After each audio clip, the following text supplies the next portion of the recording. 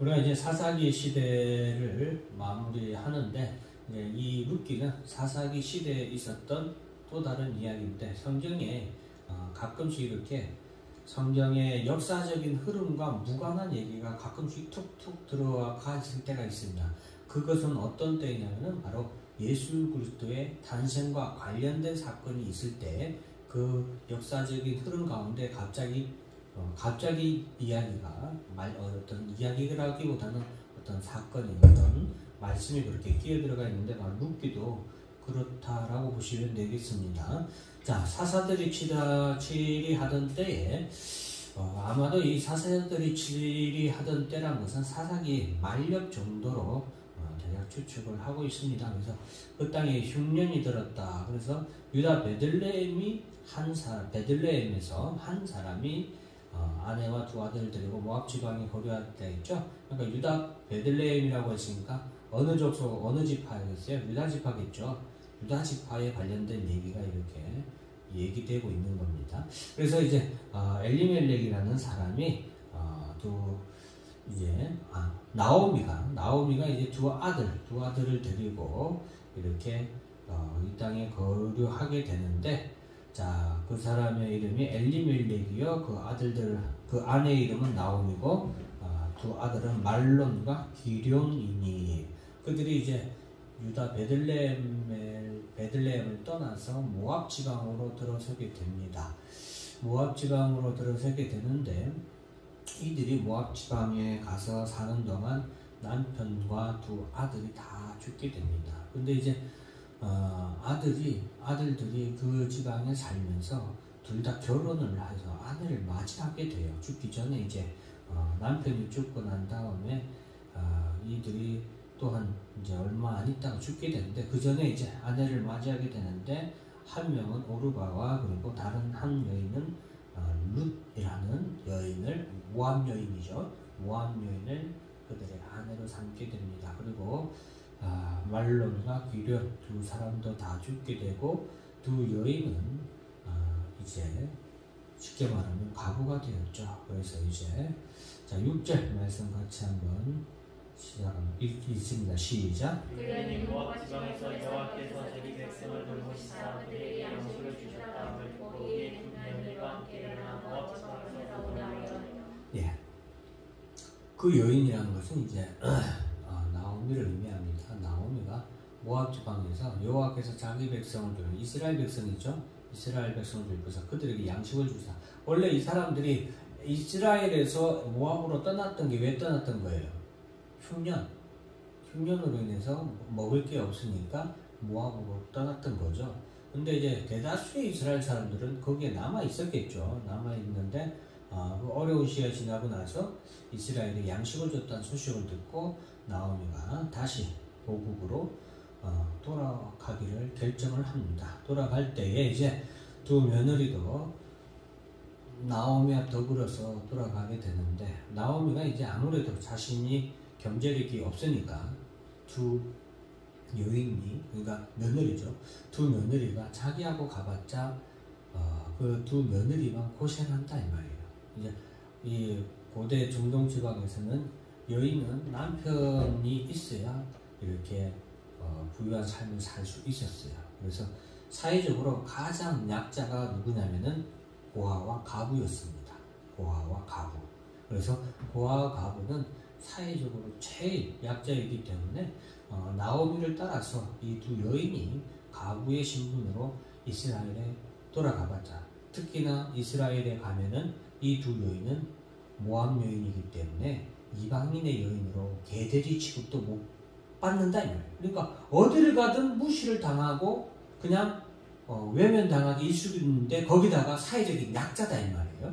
그러니까 나오미가 아예 차라리 여기서 너희들은 차라리 여기서 다른 남자를 만나서 결혼해서 살아라. 나를 따라와봐야 아무 좋은 일이 일어날 수 없다. 가봐야 너희들만 고생하게 된다. 그러니까 너희들은 너희 고향으로 돌아가서 그렇게 다른 삶을 살으라고 이렇게 나오미가 얘기를 합니다. 그런데 이제 자 11절 말씀 같이 한번 있습니다. 시작. 나오미에게 딸들아 돌아가라. 너희가 어찌 나와 함께 가려느냐. 내 태중에 너희를 함께 아들들이 아직 있느냐. 이거는 뭐냐면 나오미가 제일 예를 들어서 나오미가 낳은 자식이 있다면 이 과부된 자식에게 남편을 삼게 해요. 그러니까 나오미에게 또 다른 자식이 있다면 이 또 다른 자식이 그 형수들이죠. 형수들을 아내로 맞이해야 하는 그런 어떤 전통적인 관습이 있어요. 근데 나오미는 아들들이 다 죽었기 때문에 아들이 없잖아요. 그러니까 나오미에게서 새로운 아들이 태어날 가능성도 없지 않느냐. 그러니까 너희들을 너희들을 맞이해줄 아들이 내게는 없으니까 그만 가라.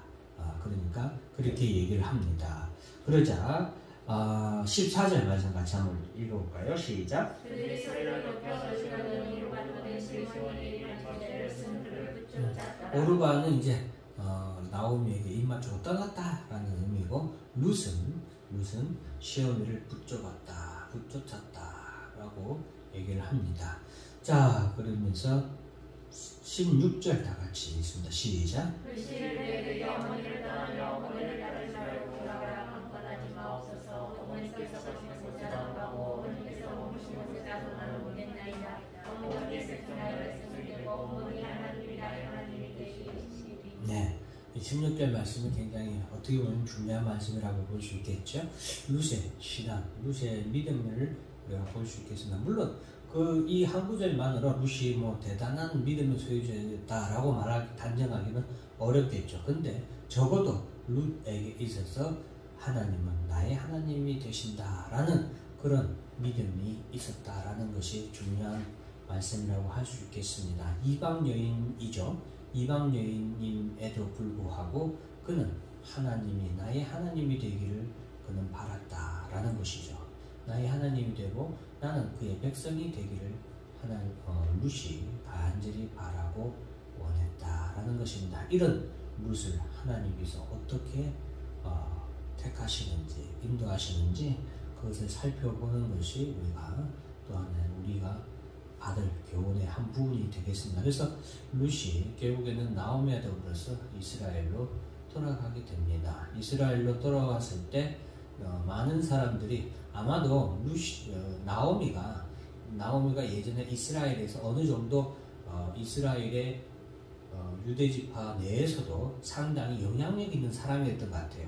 엘리멜렉이라는 남편하고. 그런데 그래서 나오미가 돌아왔을 때에 이스라엘 백성들이 유대 땅 족속들이 나오미를 향하여서 전능자라고 심히 부유한 자라고 그들을 짙게 세우는 것을 그만하라고 얘기할 정도니까 굉장히 유력한 영향을 미치는 그런 사람이었는데 나오미가 돌아오게 되죠. 20절 다 같이 한번 읽어볼까요? 시작. 나오미가 그들에게 이르되 나를 나오미라 부르지 말고 나를 마라라 부르라. 이는 전능자가 나를 심히 괴롭게 하셨습니다.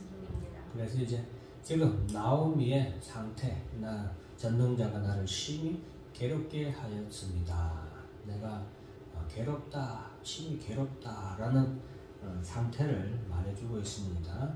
21절에 보면 내가 풍족하여 나갔더니 여호와께서 내게 비어 들어오게 하셨다.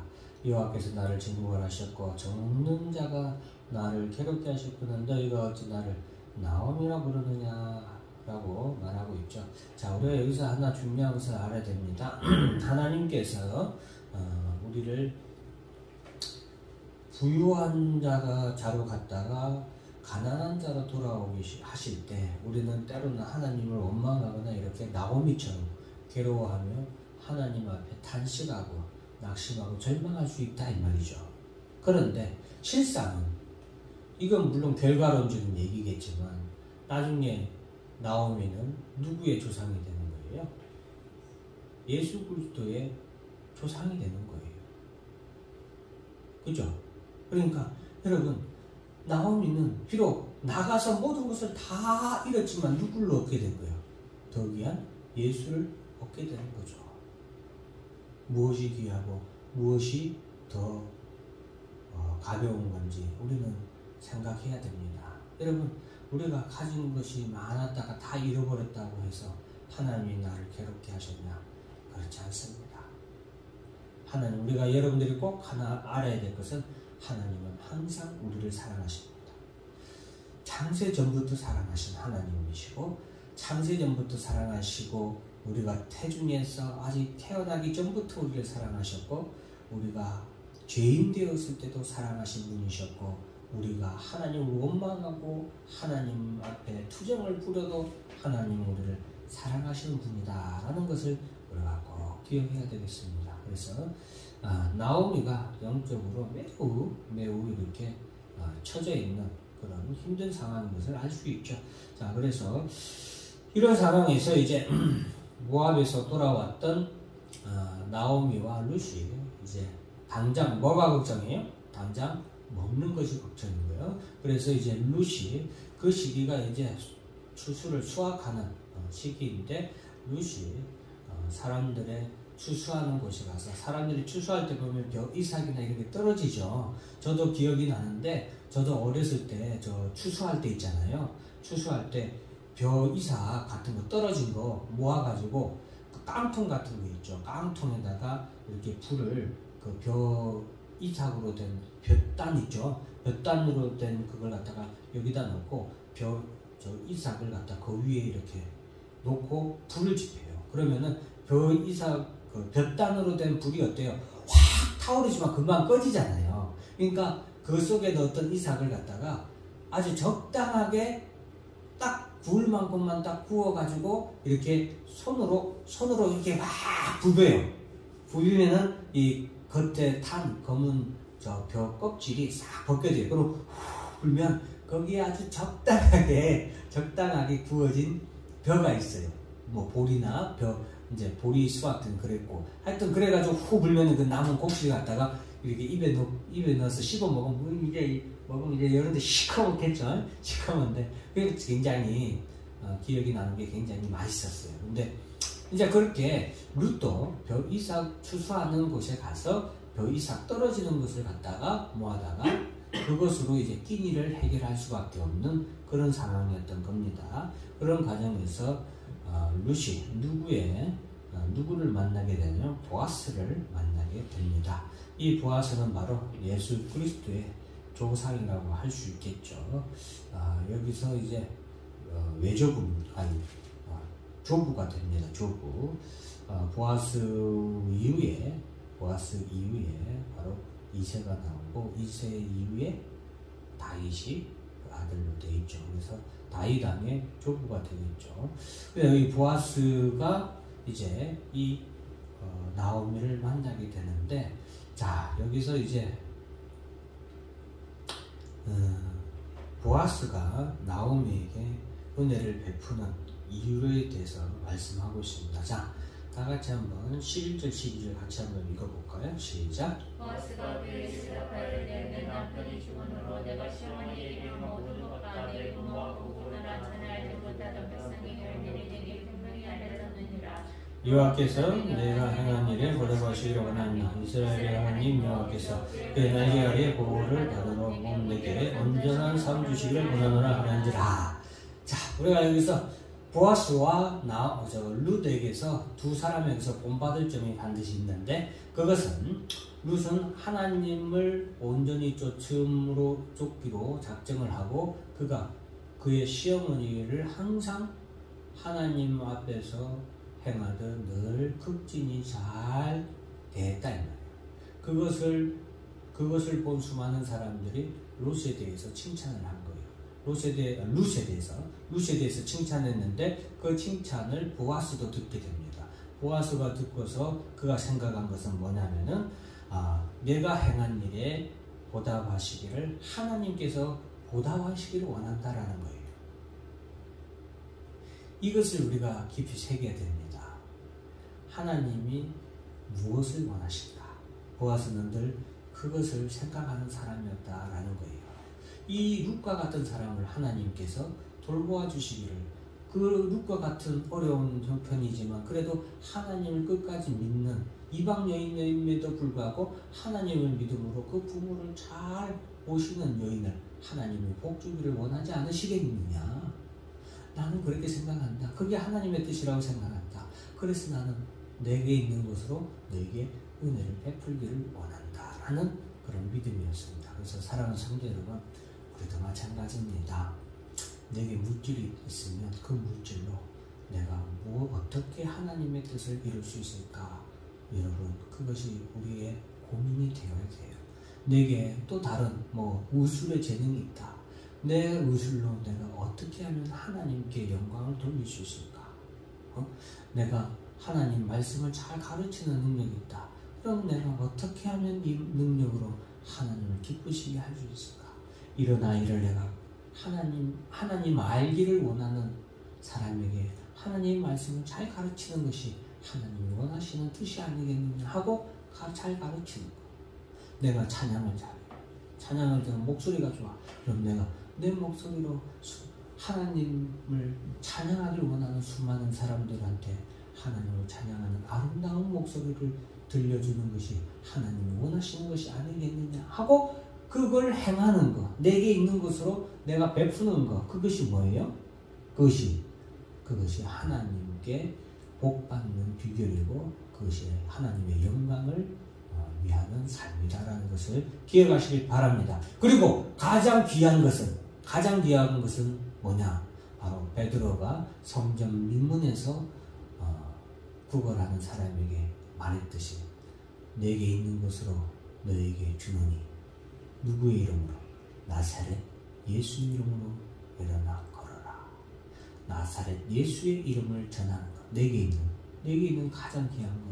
내게 있는 가장 귀한 나사렛 예수 이름으로 내가 다른 사람에게 은혜를 베푸는 것.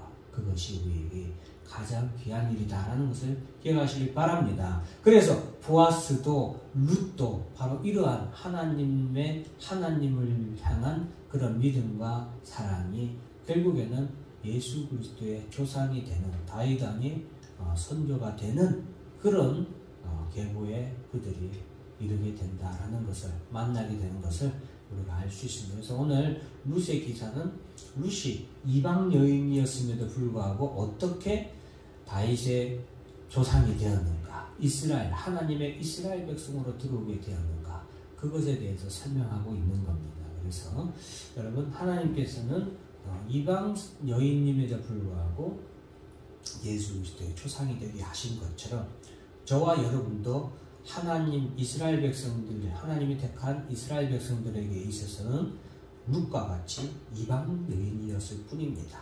이방 여인이었을 뿐이지만 하나님의 은혜로 룻이 보아스를 만나서 이스라엘 백성 가운데로 들어왔던 것처럼 우리도 누구를 만나서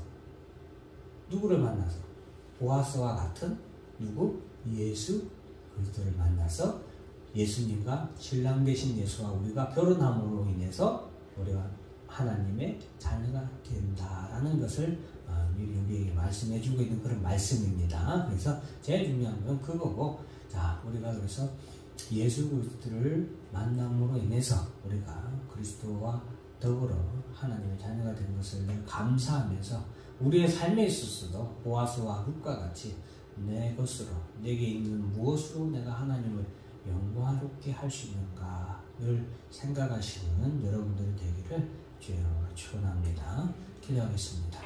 하나님 아버지 감사합니다. 오늘도 이렇게 우리로 하여금 예수 그리스도 안에서 주